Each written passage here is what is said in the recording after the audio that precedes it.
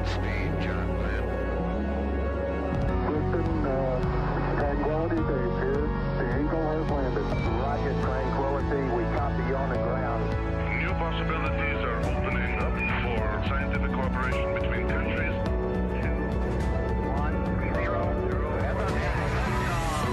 Liftoff. Americans return to space as Discovery clears the tower. Discovery, go and throttle up. Discovery rocket, go for deploy. Thanks to and to everybody in the shuttle program. The crew is go for launch. Rocket, nice to be in orbit. We have followed in their footsteps to get us where we are today.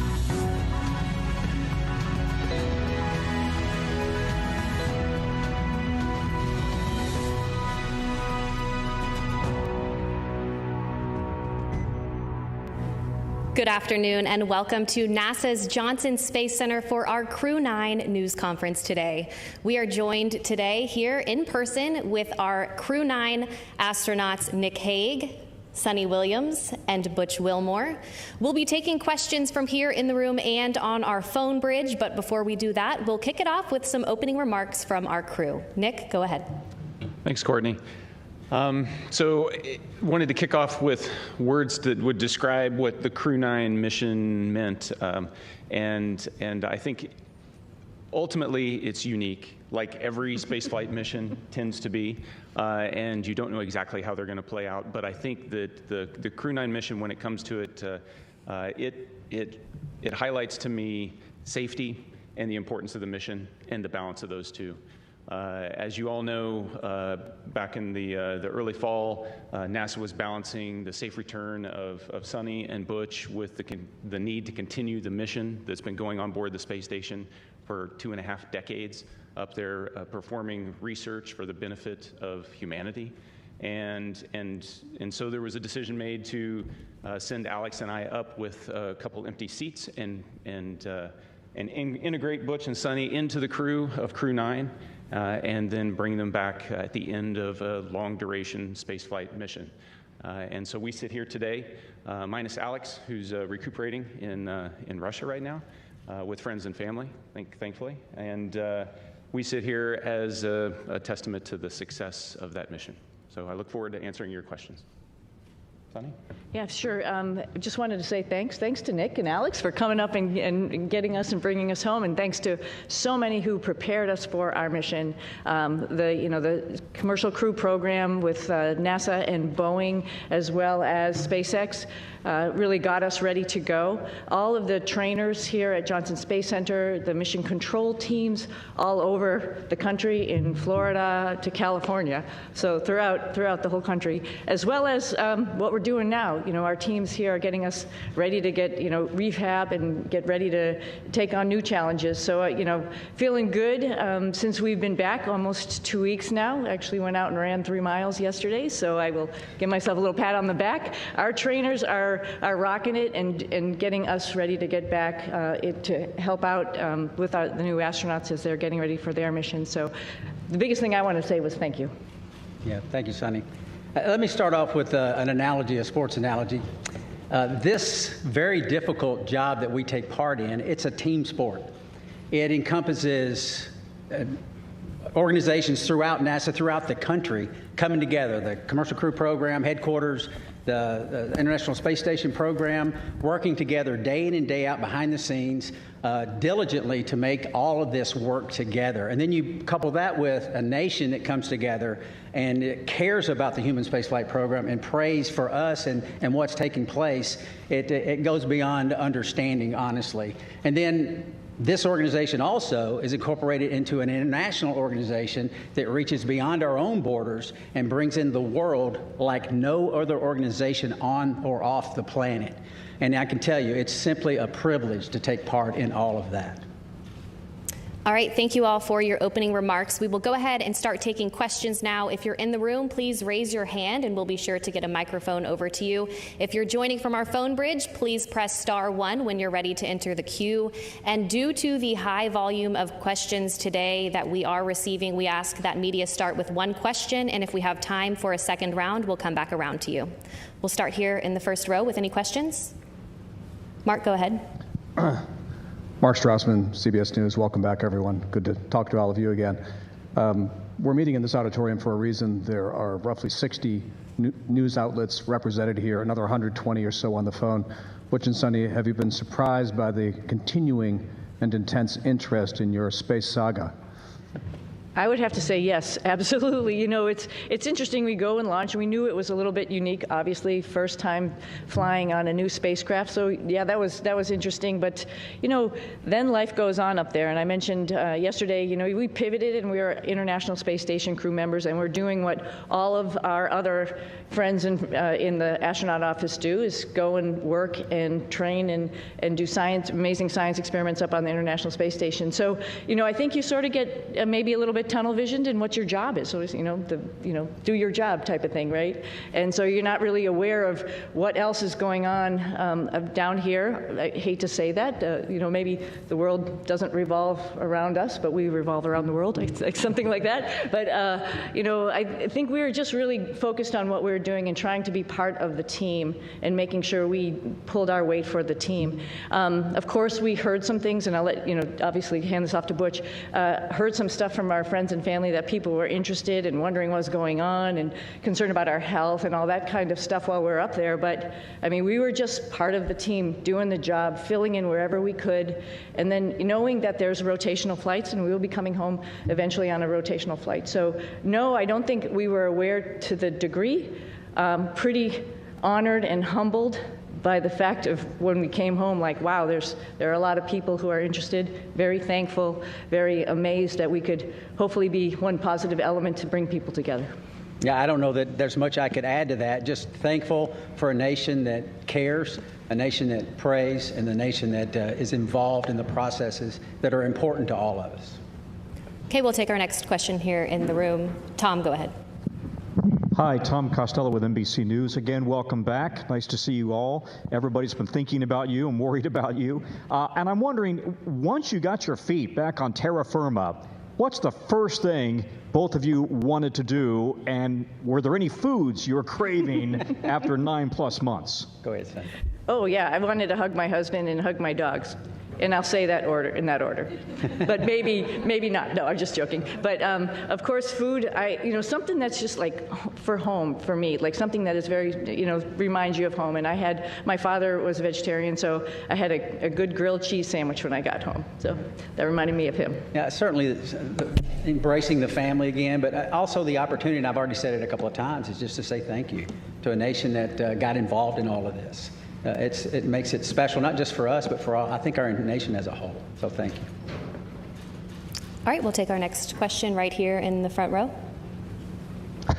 Thank you. My question's for Sonny. When you first got off the plane in Houston, we saw you hug Zena Cardman, and there was a nice exchange. If you could describe what happened and your gratitude towards the crew members who stepped aside so that you'd have seats coming back. Yeah, it's a great observation, so thank you very much. Zena's awesome, Stephanie Wilson, awesome. When this whole thing was unraveling, like my heart went out, because it's just sort of like, wow, you're waiting for your space flight, specifically Zena, as her first flight. Like, wow, it's a little bit rough to know that you're going to be moved to a different flight. But at the same time, she is an awesome person, an awesome astronaut. She's going to get the opportunity. And, this just wasn't the right flight for her to be on at that moment in time. And so I just gave her a big, huge hug. I told her that I used her Crew-9 shirt when we were up there for a photo op, but I packed it back up real nicely and put it in her stuff. And, little joking aside, I just wanted to really tell her thank you for taking one for the team. And that's what our office is about. But she needed to have that acknowledgement. Okay, we'll take one more question here in the room, and then we'll head to our phone bridge. Hi, this question is for Sunita. I'm Jeff Saperstone, by the way, from NBC in Boston. A lot of people in your hometown, in Needham, they've been watching this Go Sox. bit by bit, every moment. Yeah, everybody at the elementary school, there was a big watch party for you when you came home. What's your message to them They've been so anxiously awaiting for you to return. Oh, well, I'm back. First and foremost, we were always coming back, and I think people need to know that. And we're back to actually, share our story with so many people because, it's like you all mentioned, it's slightly unique, and there's some lessons learned to it. And part of that is just resilience and being able to take a turn that was unexpected and make the best of it. And I think that is the biggest thing that I want to, pass down, particularly to kids who think that their life should be the straight arrow to what you want to do, and you're just going to get there. Well, sometimes it takes some turns, some rights and some lefts, and you just keep focused on your goal, and other doors might be open for you. So I think that's the biggest message. All right, we'll head to our phone bridge. Our first question there is from Marcia Dunn with the Associated Press. Welcome back, everybody. Butch, this question is for you. Where do you lay the blame for your Starliner test flight? Clearly, Starliner was not ready to fly when it did. Whom do you hold responsible for everything that happened? Thanks. That is a question that I cannot answer in a couple of comments, but I'll start with me. There were some issues, of course, that happened with Starliner. There were some issues, of course, that happened that prevented us from returning on Starliner. And I'll start with me. There were questions that I, as the commander of the spacecraft, that I should have asked, and I did not. At the time, I didn't know I needed to. And maybe you could call that hindsight, but I'll start and point the finger and I'll blame me. I could have asked some questions, and the answers to those questions could have turned the tide. So blame, that's a term, I don't like that term, but certainly there's responsibility throughout all the programs, and certainly you can start with me. Responsibility with Boeing? Yes. Responsibility with NASA? Yes. All the way up and down the chain. We all are responsible. We all own this. And we are, in this business, trust. You cannot do this business without trust. You have to have ultimate trust. And for someone to step forward and these different organizations say, hey, I'm culpable for a part of that issue. That goes a long way to maintaining trust. So we're not going to look back and say this happened or that happened and that person's or that issue or that entity's to blame. We're going to look forward and say, what are we going to use our lessons learned from this whole process and make sure that we are successful in the future. This is a tough business. The analogy about it is it's always a curvy road. It's never straight in this business. And minimizing those curves and being systems and processes in effect to prevent some of these curves is what we have to do as we leave low Earth orbit and go beyond to the moon and beyond that. So we're going to look forward, and that's the focus. All right, our next question on the phone bridge is from Anthony with Spectrum News.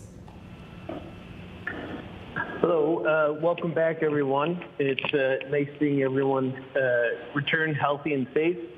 I have a question for both you, Sunny, and Butch.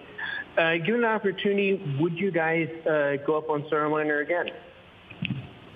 Yes, because we're going to rectify all the issues that we encountered. Yeah. We're going to fix them. We're going to make it work. Boeing's completely committed. NASA is completely committed, and with that, I get on in a heartbeat. Yeah, I would agree. The spacecraft is really capable. There were a couple things that need to be fixed, like Butch mentioned, and folks are actively working on that. But it is a great spacecraft, and it has a lot of capability that other spacecraft don't have. And to see that thing successful and to be part of that program is an honor. Yeah.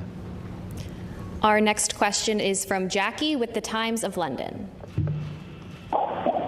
Yes, hello, and welcome back to Earth. I wondered about the stuck, stranded, marooned narrative, and to what extent were you aware of that narrative playing out around that down here, and has that been frustrating for you to have to address? Thank you. I'm sorry, that was a little garbled. The stuck maroon narrative. Oh, stuck maroon. Oh, the stuck maroon narrative. We heard about that. Yeah, we heard about that. Somebody mentioned that. We've said this before. We had a plan, right? The plan went way off for what we had planned, but because we're in human spaceflight, we prepare for any number of contingencies because this is a curvy road. You never know where it's going to go. We prepare for this. So we, as Sonny used the term, and it's a great term, we pivoted to all that training we did that we didn't think we needed to do, and a lot of people didn't think we needed to do, but we did it anyway, as we pivoted to this other preparation, and that is what makes human spaceflight, your human spaceflight program, special. It is hard, like I said, and preparing for any number of contingencies is what we do. It happened to be me and Sonny involved in this, but it could have been any one of the astronauts. There's 40 or so of us eligible for assignment. It would have been any one of us that would have been in the same situation, or could have been in the same situation, and would have done the exact same thing that we did, because they would have gone prepared just like we did. Yeah, and one addition to that, this is a lot bigger than Butch and myself, like we've talked about already. This is the International Space Station program, and there's a lot of wheels that are turning and wickets that we have to go through to get people up to the International Space Station to do all of the amazing science that we're doing up there.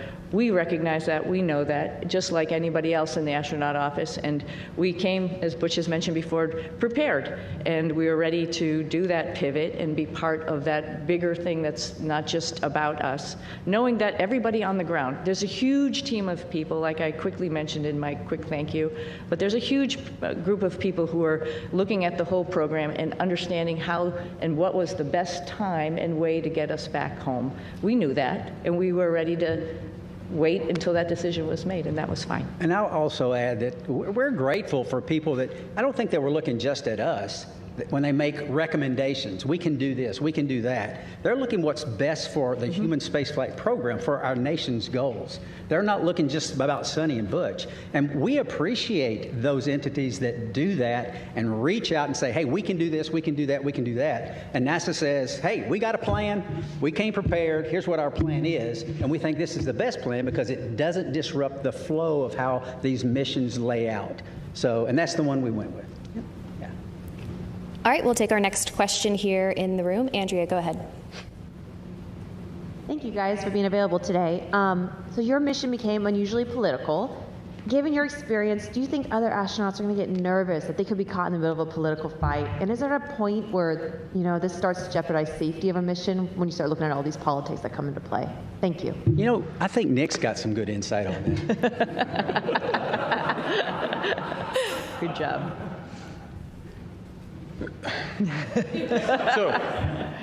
So the way I'd like to answer that is that when we're up there operating in space, you don't feel the politics, you don't feel any of that. It's focused strictly on mission. And if I step back a little bit to the question before, Butch and Sonny talk up here, they make it sound like, everybody figured out what they could do with us. The reality is they are highly skilled, very technically competent, and it took everything I had on every day to keep up with them as they're moving along. So they were more than just gap fillers on the station. They were productive, pushing the station mission forward. And Sonny was the station commander, so she was calling the shots.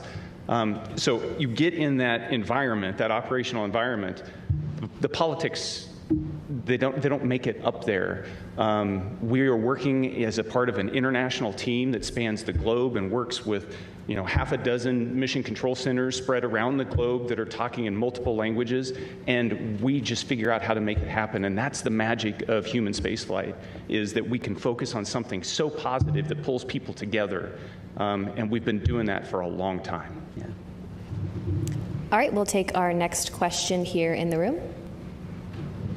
Hi, I'm Jay Wan with KPRC, the NBC affiliate in Houston. This question is for Butch. I actually stopped by your church right before I came here, and I heard that you were still attending your church services from space. Right. Can you tell me a bit about why that was important for you to do? Well, goodness, the Word of God continually infilling me. I need it. My pastors are the finest pastors on or off, in this case, the planet. And to tie in and to worship with my church family was vital. I mean, it's part of what makes me go. And not only that, I also tied into Grace Baptist Church in Mount Juliet, Tennessee. A buddy of mine is an elder there and a pastor there, and I would watch their service as well every single week. And it was invigorating. It was part of what I need as a believer in Jesus Christ to continue that focus.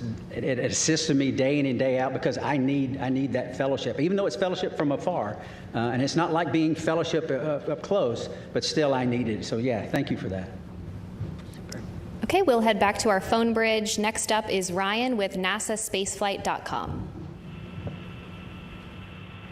Hi, thank you. For the whole crew, of course, this narrative that's being pushed out has made your mission probably the most popular NASA mission to the general public for as long as I can remember, probably since the retirement of the shuttle.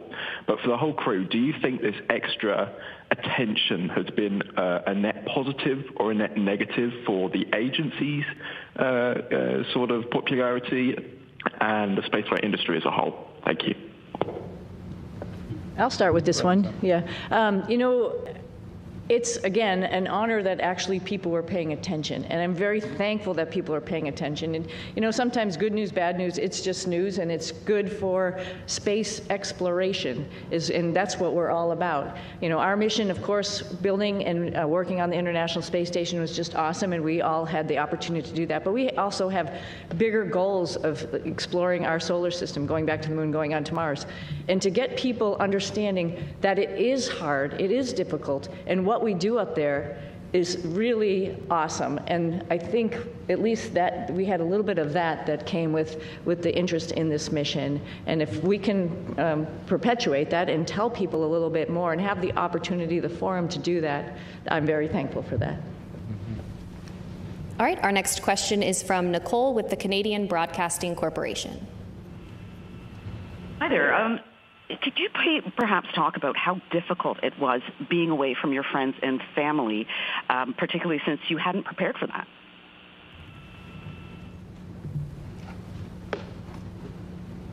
Difficult. Yes, I would say it was difficult. It wasn't in the preparation, but in my family, we talk about these possibilities. We discussed all of this. We never said we were going to be gone for 9 months.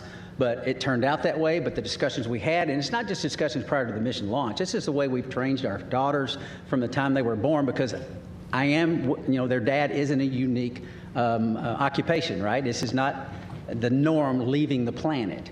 And they understand that. And they, again, use that term, pivoted and got on board, understanding that this is part of what families and these type of businesses do. And it's not just in human spaceflight. This is military, armed forces, police forces, all across all different types of occupations that are involved in the possibility of extended stays away.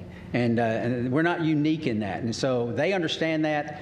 They have friends that have parents in other areas where they've been involved in similar type situations, and all of that came together. And, the Lord's help, we persevered, and they persevered, and I can tell you, I am very proud of them. We'll take another question on our phone bridge and then head back into the room. Our next question is from Tom with Sky News London. Hello, thanks for taking my question. Congratulations on your extended mission and your safe return.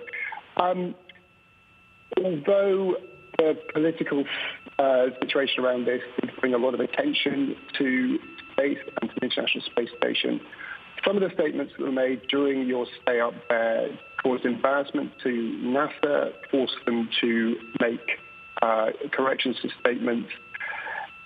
Now that you're back, did the politics around your stay make a difficult situation worse? I'm not sure I understood. I didn't understand the question. Missed everything exactly. except for that last part. Yeah, you came in you were broken up just a little bit. Could you please try to repeat your question one more time? Yeah, I will. Yes. Can you hear me? I was asking whether although the political wrangling around your extended stay in space brought a lot of attention to human spaceflight, it did some of the political statements raised caused embarrassment to NASA, forced to make denials about various things that were offered and not offered, and sometimes to your astronaut colleagues. Did the politics around your mission make a difficult situation worse? Yeah, thank you for the question. I talked about how the politics kind of, they don't make it up there when we're trying to make operational decisions. So as the commander of Crew-9, responsible for the safety of this crew and getting them back safely, I can tell you that the entire time up there, I launched with that singular objective of showing up to the station and having to integrate Butch and Sonny into a crew with Alex and myself. And then we were planning, from day one to return toward the end of February. That all predicated on the fact that we would have a replacement crew show up and we'd have adequate handover with that crew before we left. That's important to maintain the mission of the International Space Station, to continue pushing research and exploration.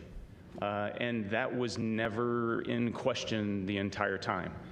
There were a lot of options that were discussed, and the ground team and the team on the ground, we've alluded to it a couple times already, is gigantic, and everybody was working with singular focus on how do we end the Crew-9 mission at the right time and maintain the safety and the success of the space station mission. Launching in September, given all the unique dynamics surrounding this mission, and coming back originally targeting the end of February and hitting the middle of March, that's pretty much on target if you look at the track record of human spaceflight. It's dynamic, it's challenging, the weather doesn't always cooperate, but we figure out how to make it work. All right, we will take our next question here in the room. Fox 26 here in Houston. Welcome back to H-Town. Sonny and Butch, both of you all have a long history of being active and athletes, but with that being said, obviously you all spent nearly 9 months in space. What does that recuperation and recovery process look like getting acclimated back here to Earth? I'll start. I can tell you we have a group of individuals, astronaut strength conditioning and rehabilitation specialists. And we are directly integrated with them day in and day out. They send us protocols to work out. And I can tell you, I'm not as young as I used to be, but I was stronger on space station doing more weight and more reps on exercises than I have in my entire life. Because this group of professionals work to get us stronger and stronger and stronger. We're trying to minimize muscle atrophy, minimize our bone loss. So if we go to other planets, the moon and other planets in the foreseeable future, that we will be able to function when we get there. It's a whole science built around this team of individuals that are working to help us better understand human physiology and what zero gravity does to it and how we can mitigate the effects of the bone loss and the muscle atrophy. So day in and day out, I worked out every single day. We went into quarantine on the 22nd of April. And starting on the 22nd of April, I never missed a single day of workout because your body can recuperate in zero gravity. It doesn't have the normal stresses of gravity on it all the time. So you work out real hard, you hurt for an hour, and it finally fades away and you're ready to go the next day. So I applaud those individuals. They are making huge gains in the preparation to go beyond low Earth orbit. And it's science that is taking place day in and day out and has for years, and we're still learning and we're still progressing. Yeah, at like day 265 on the ARED, because it counts all your days that you go and do a workout, I was thinking, I wish the hay was in the barn. But every single day, just like Butch is saying, you got to get on the machine and work out. And it actually is a really great stress relief to be able to have that time up there and run or bike or lift weights. It's really great. And the folks that Butch is talking about, is along with the nutritionists, really are looking out for us and making sure that when we get back here to planet Earth with gravity, we'll be able to function. So yeah, it's an adjustment when we get back, and they're here right with us from day one when we landed, ready to evaluate us and see how we're doing, and then work on a protocol to get us back. And like I said, I sneakily went for a run yesterday, but that's all as a result of their hard work. Yeah, I mean, who would even imagine that you come back from 10 months in space, roughly 10 months, and within a week you run 2 miles at an 8-minute pace. I mean, that's not even conceivable that the body could handle that. But these folks get us ready to where those type of things happen. Okay, we'll take our next question here in the room. Yes, hello. I'm just wondering, there are a lot of people that depend on jobs here in the aerospace industry in the Houston area, 23,000 total. Wow. In the past, when there have been issues with NASA spacecrafts, there have been delays, and now we have another issue with the Boeing Starliner. Is there any concern that your issues with Boeing may delay future projects, future missions? And what would you say to one of your fellow astronauts before they go up on another test flight? Well, that's a great question. Yeah, it's a great question. And, you know, I think we all have alluded to it. There's lessons learned.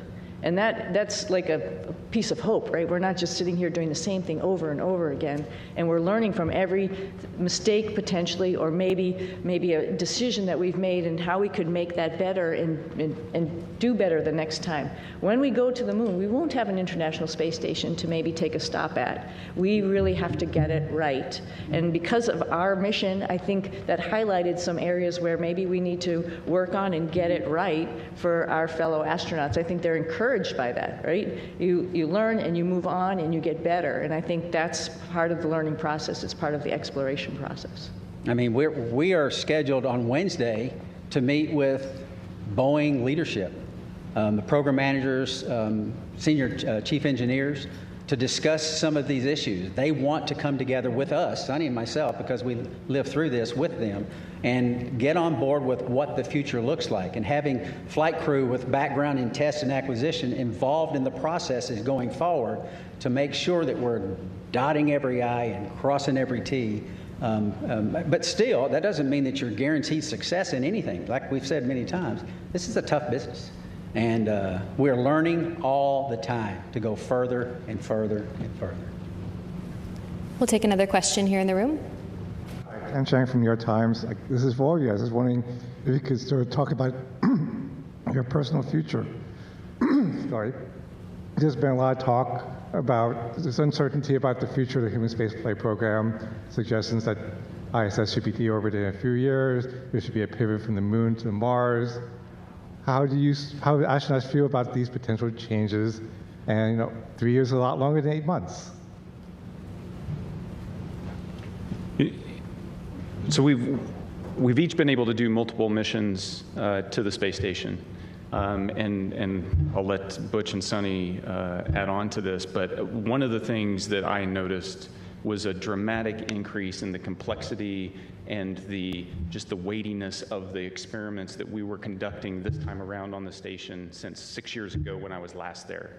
And it just gives you this sense that we are in the golden age of the space station right now in terms of the return on investment and what we're able to do there. And it's not just focused on return to benefit the Earth. It's also focused on enabling all those things that we're going to need as we go to the moon and on to Mars.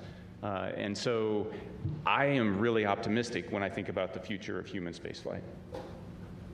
Yeah, I would add on to, it was over a decade since I've been up there last, and I was pretty excited about what was going on. There was a lot going on when we first got there. It was an honor to be working with Crew-9 and seeing all that they were doing and just trying to help them with their stuff, and then, being, prime, moving up to the prime spots for Crew-9 and Expedition 72 as we took on a lot of experiments ourselves as well as spacewalks. And what the space station is doing to help us in exploration is really encouraging, and it's exciting. And I'm a little envious of the future astronauts. The guys who are coming behind us, they're going to have so many wonderful opportunities to do the same as us, add to that exploration, add to trying to find the answers to the next questions. It's going to be an exciting future. So I'm not worried about aerospace industry. I think there's a lot going on, and it's a great time to be in it. We'll take our next question right here. Hi, Ed Lavandera with CNN. Thanks for taking the time today. When you re-entered the Earth's atmosphere and came back to gravity, can you talk specifically about any kind of weird either sensations or experiences that you've had dealing with that over the last couple of weeks? And more importantly, did you know that you guys had been greeted by dolphins when you splashed down? I can tell you that returning from space to Earth through the atmosphere inside of a 3,000 degree fireball of plasma is weird, regardless of how you look at it. Doesn't matter what type. Yeah, it doesn't matter what type. It's thrilling. It's amazing. I remember thinking about the structure of the capsule and the stresses that it was taking, that was ongoing as the drogues came out, and the whole capsule starts shaking and twisting, and thinking about the stresses taking place, and going, "Well, I hope those cables hold." And then the parachutes open up, and then you're like, I've said it many times, there's not a better feeling returning from space that the parachutes open and work. And I didn't have the view in front of me, and thankfully Nick did. He had a view of the camera going out right off the top, and he said, 3 parachutes, good 4 good parachutes. And I tell you what, it's a great feeling. It was a great feeling. And it's exhilarating because this, again, I can't help because it's within me. This is our national focus, national goals. We don't do this because NASA decides to do this or this or this. This is Congress and everything coming together to affect a human spaceflight program with a purpose. And part of that purpose includes bringing those astronauts back to Earth. And it's a thrilling ride like no other that you could imagine. And satisfying. Yeah, yeah. And I had requested dolphins as kind of a joke. Yeah. Somehow, they pulled it off. Yeah, I just hats off, like Butch said, to Nick for, he's just commentating the whole way down. So there was obviously, we had trained this and gone over it while we were up on the space station and reviewed, but just to hear everything as it was ticking along, it's just really awesome to, like, you can envision it. You had a display, I think there's a camera that goes up, right, to see it. And Butch and I both had a window on either side where we were, and I was watching through the window as much as I could, but then all of a sudden, you know, with the heating, it glazes over, and then you can't see outside. A funny thing that happened, though, after you can't see, you can still sort of see through it. We knew it was daylight, and we knew the folks were coming out to rig the spacecraft, and I see a little tennis shoe sort of going in front of the window, so I'm like, okay, our friends are here getting us ready to get back on the boat, and that was pretty special, too. I didn't see a fin, though. I wish I had saw a fin. Okay, we'll head to our phone bridge. Our next question from Margaret Smith. Hi, everyone. This is Margaret Smith from Worcester, Massachusetts, the home of Robert Goddard, who started it all. Thanks for taking the time today. And my question to both of you is, for those who maybe are not especially familiar or who may sort of question the need for the space station, can you all make the case for why that work is important? Why the station work is important. Why the space station is important? Oh, the space station is amazing, right? So just sort of like we've talked about a little bit earlier in this conversation, so we're doing a bunch of stuff, like Butch alluded to, physiology, understanding what happens to humans as they're in space for a longer period of time. That brings in lots of science experiments in chemistry, in biology. Some of that stuff all comes back to Earth because we're doing some amazing stuff in the microgravity environment. Some of it is mirrored, for example, in our own human bodies. And so there's a lot of stuff that's happening for us, for exploration, for the humans, as well as for Earth. And then, as Nick alluded to, there's all sorts of systems and other things that we're testing up there to help us take those next steps to go back to the moon and onto Mars, figuring out all these exploration systems, including docking vehicles, like different types of spacecraft that we have up there, other types of commercial spacecraft that are coming up for resupply. That's all a huge program to get us to understand how we're going to take the next steps in exploration. I can't help also but talk about STEM. I mean, all of this is STEM, right? Science, technology, engineering, and math, and I'm hoping the work that we've done up there also encourages the next generation of kids to understand that how important that is and how they can become involved. We did lots of experiments up there with kids and universities and companies, trying out new guidance, navigation, control algorithms and robots that were flying inside the space station, competitions, for example, for them. And that's pretty awesome that you can really touch and talk to kids on the ground as you're doing experiments up there, and they have their finger on the pulse of science experiments, and they can understand that and think to themselves, I could be part of this one day. Our next question on the phone bridge is from Neil with ITV News. Congratulations on a great job, everyone. Sunny, can I ask how your body is recovering to life with gravity after 9 months? And Butch, what's your message to others from your experience, the delays that you guys faced, and any lessons in patience for the rest of us down here? Oh, I think I'm doing okay. I was just joking around and showing off a little bit, but no, seriously, we talked a little bit about our group, the Astronaut Strength Reconditioning folks that are getting us back in shape, and every day feeling better and better. It's pretty much a miracle to see how your human body can adapt. I mean, the first day we got back, when all of us came down the ladder and greeted everybody, it was we were all a little bit wobbly at that time, and it's amazing within 24 hours how the neurovestibular system kicks in, your brain understands what's going on.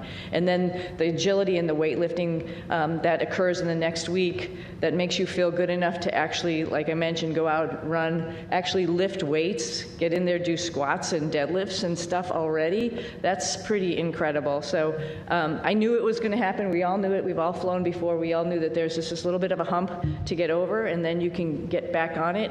Hope to do a couple of races in the springtime. Yeah, I think the clear message is that, like I said when I started, it takes a team. It takes a team of motivated and passionate individuals.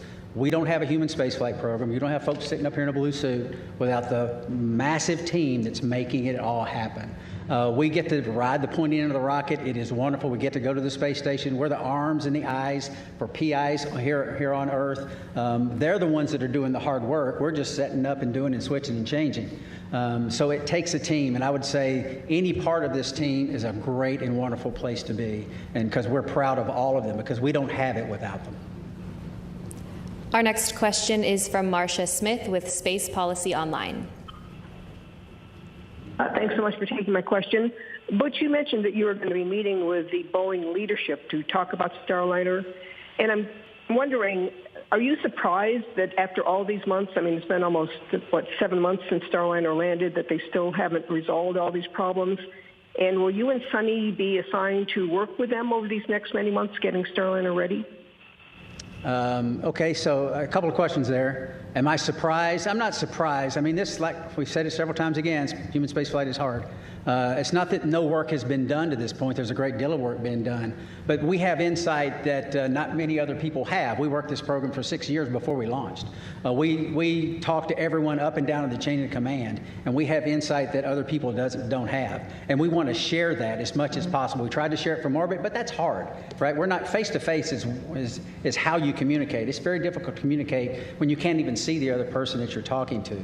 So we've had some conversations, but now it's time to get serious and get together and talk about some of these issues and some of these things, and get us, and not get us, we're already tracking on the right path, but maybe a little tweaking here and there because of some insight that we'll be able to give them. That's the purpose of that meeting. And they're eager to do it, as are we. We'll take our next question here in the room. Jacob Rascone, KHOU 11. I wonder what you would say about the life lesson I think we can all relate to. We've all made plans, we've all been excited about those plans, and we've all watched those plans kind of fall apart. What would you say about what allows you to meet the moment with courage, with serenity, or maybe you didn't, internally. But what would you say about that life lesson I think we can all relate to? Well, I'll start. I'm sure you want to add, both of you, because I think every flight is a little bit different than what you go in planning it to be. It doesn't matter if it was this one or many other flights or many things in life, just like you alluded to, right? I think the go-to thought there is, what is the opportunity in front of me? Like, it's not a missed opportunity, it's actually another opportunity that I didn't really think about, and wow, that opens a lot of, like I mentioned earlier, a lot of doors or a lot of things to learn. I think it's great. I think that's the that's the point, I think, of the whole thing, is like, when something doesn't go your way, you just have to take the blinders off and look around you and see what other really great things are waiting for you. And then just take advantage of that. Learn as much as you can while you're wherever you are, whatever your situation is, and move on from there, and then share that lesson. Well, I sort of had a similar question on orbit, and I think my answer would be similar. Life is our life, all of our lives are bound up in many things. For me, and it's faith in my Lord and Savior, Jesus Christ. He is the end-all, be-all. He forgives us. He teaches us when His Word says about being content in all situations because He's working out His plan and His purposes for His glory and our good. And I believe that because the Bible says that. And that's the message that I lived. We lived it. My family lived it. We taught them these things throughout their lives. And that's contentment. It doesn't mean always happy. It doesn't mean there's no pain. But content and knowing that God's in control, sovereign God's in control, working out His plan and His purpose. And you might say, well, goodness, that wasn't a very good thing. God did that. Well, He's working out His plan and His purpose. I mean, who's lived a life without pain? I mean, no one. That's the nature of existence. Who's lived a life without sorrow? Who's lived a life without challenges? It grows us. We learn from it, and that's the focus that I try to take from it. Is what's the Lord trying to show me, and what's He teaching me? Because there's so much to learn in life, and there's so much to learn from this evolution. And I think I know my daughters are better off for it, and I'm grateful for that, and I think we are as well. If there's any additional questions here in the room, please be sure to raise your hand, and we'll get a microphone over to you. In the meantime, we'll head over to the phone bridge to Josh with space.com.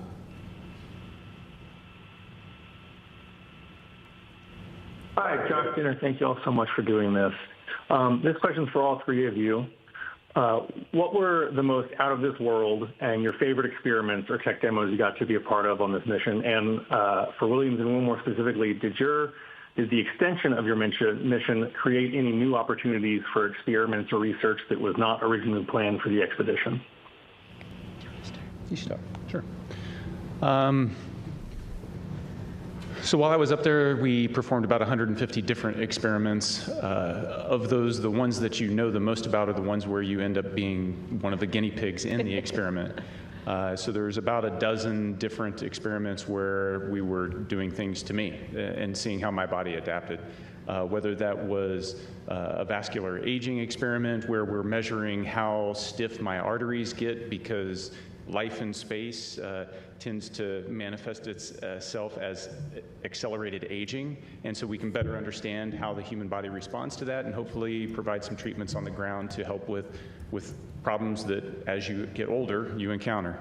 How our immune system works. Did a whole study on the immune system and how my body was responding.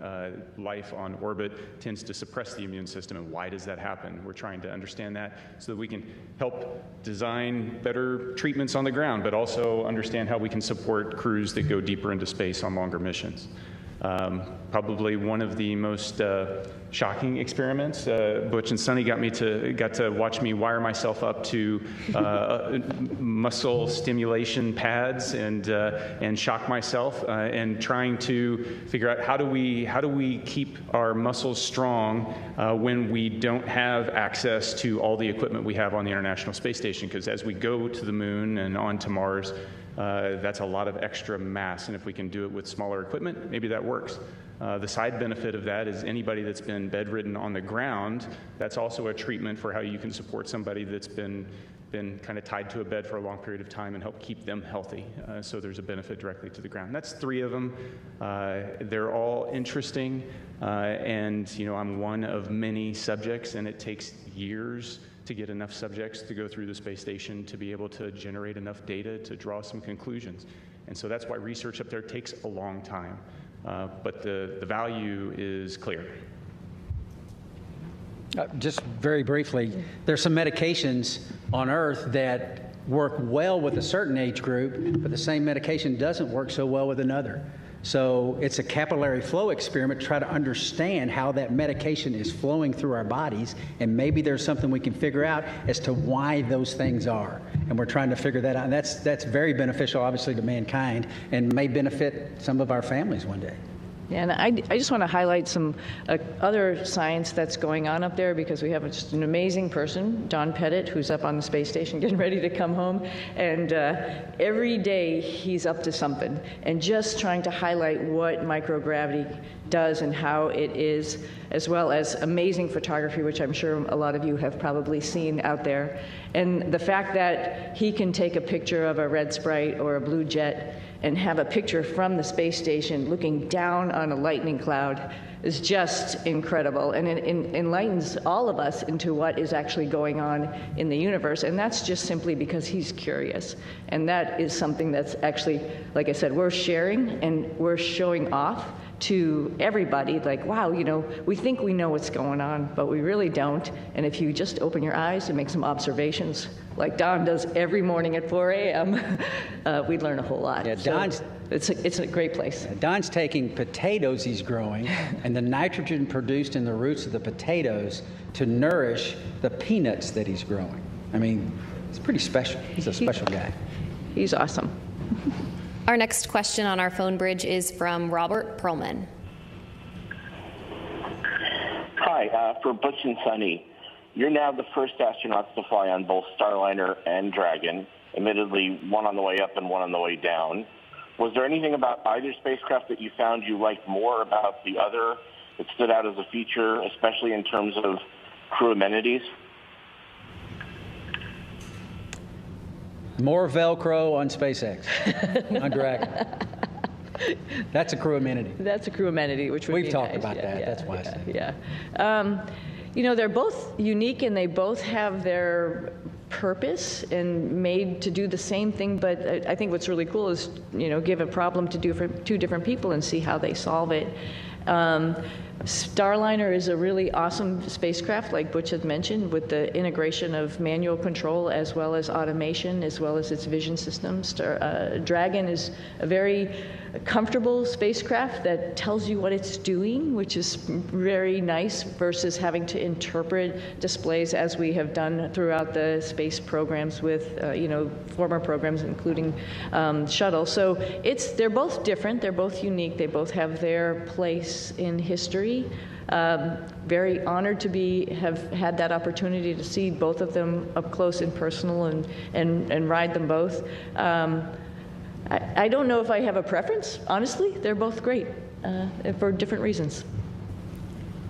Our next question on the phone bridge is from David Curley.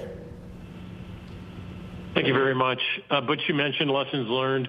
Sunny, you mentioned earlier about the ability of the Starliner. When you meet with Boeing, what is the overarching message you'll deliver to the company? We don't have enough time to go into all that. If you understand the spacecraft that we have now, we have Dragon, we have Orion, and we have Starliner. In my opinion, Starliner has the most capability when you think about its ability to maneuver automatically, you think about its ability to maneuver manually in all phases of flight, and then we have a mode, if those modes have failure modes, we have a backup mode where we can go directly from controllers to the reaction control system jets and maneuver the spacecraft. There's no spacecraft that has all of this capability. I mean, I jokingly said a couple of times before we launched that I could literally do a barrel roll over the top of the space station. I would never do that, but you can in this spacecraft. It is very, very capable. If we can figure out a couple of very important primary issues with the thrusters and the helium system, Starliner is ready to go. We have to do some tests. We have to do some integrated tests. We have to bring it all together in a process of qualification that is not going to happen overnight, but it has to take place. And Starliner will be right in line with the number of missions that Dragon and affect what it is designed to do. And that's ferry crews to and from the International Space Station and cargo. And I think that very quickly we can get on that track, and that's part of the discussions that we'll have. Mm-hmm. Our next question is from Carolyn with Fortune magazine. Hello, thank you, and welcome home. Can you share maybe any special times or conversations you've had just with family or friends since you've been home? Conversations you've had with family and friends since you've been home? Since we've been home. Well, for me, it's making plans. My family had been making plans while I was gone because we thought we were only going to be gone for about a week and a half, 2 weeks or something. And so there was definitely plans throughout the summer. There's plans throughout the fall. Personally, we have a house up in New England, and my husband's been talking about when we're going to get up there and do a lot of fun stuff up there. And I think that's probably appropriate when it gets hot and humid here in the summer. Right? Take a little reprieve up there. So those are mostly the conversations about just like, what's next? What's next on the list? What else do you want to do? Where else in the world would you like to go see? Because, when you come back from space, it's really hard to sit where you just are because there were so many amazing places that you saw, like Patagonia, for example. For me, I was like, there's a bigger bucket list than I had when I left, which is unfortunate for my family, but we're all going to, or fortunate for my family, we're all going to be taking some trips. So I think that's mostly the conversations about just being home and enjoying each other's company and going and seeing new things. Yeah, I think when you've had this period of recuperation and getting back in the swing of life on Earth, it's pretty close as far as the people that you interact with, your family, folks at church. So I think my message, at least in the short term here, has been thank you for the support of us. Thank you for the support of my family, but then it goes beyond that to my home state of Tennessee. There's an immense amount of support by my family there and friends there, and the whole state, as a matter of fact. Tennessee's a wonderful state. Put in my pitch for Tennessee. But getting up there eventually and relaying the same thank you to them and to, like I said, to a nation that cares and a nation that prayed. And this opportunity right now to say thank you to our nation, our wonderful nation. Our next question on the phone bridge comes from Utarish. Go ahead. Welcome, everyone. My question to Sunny is that Indian Space Research Organization, ISRO, chief has said that India wishes to utilize your expertise in space exploration. So is there any scope of hope that we can see you working or collaborating with ISRO, that is Indian Space Research Organization, in future? And second part of this question is, while being in ISS and seeing India from space, is there any moment you would like to share? How does India look from space, Tony? Opportunity, the second one. Yeah, so let me address the second question real quickly. India is amazing. Every time we went over the Himalayas, and I'll tell you, Butch got some incredible pictures of the Himalayas. Just amazing. And you can see, like I've described it before, just like this ripple that happened, obviously, when the plates collided. And then as it flows down into India, it's many, many colors. I think when you come from the east going into like Gujarat and Mumbai, the fishing fleet that's off the coast there gives you a little bit of a beacon that here we come. And then all throughout India, I think the impression I had was it was just like this network of lights from the bigger cities going down through the smaller cities. Just incredible to look at night as well as during the day, highlighted, of course, by the Himalayas, which is just incredible as a forefront going down into India. I hope, and I think for sure, I'm going to be going back to my father's home country and visiting with people and getting excited about the first, or not the first, but the Indian astronauts who's going up on the Axiom mission coming up. Pretty awesome. They'll have a hometown hero there of their own that will be able to talk about how wonderful the International Space Station is from his perspective. But I hope I can meet up at some point in time and we can share our experiences with as many people in India as possible, because it's a great country, another wonderful democracy that's trying to put its foot in the space countries, and we'd love to be part of that and help them along. Do you plan to take your crew members on that trip with you? Absolutely. You might stick out a little bit, but that's okay. We'll get you all primed with some spicy food. We'll be good. Okay, we have time for one final question on the phone bridge from Jim Siegel. Everybody, Jim Siegel here from Florida Media Now. Thank you for taking my question. Butch and Sunny, you missed a couple of holidays while you were back up at the International Space Station, Christmas and Thanksgiving. I wondered whether you have done or are planning to do anything special with your family and friends for those holidays. Thank you. I don't think we missed them. Right. I think we celebrated every single one. We actually had a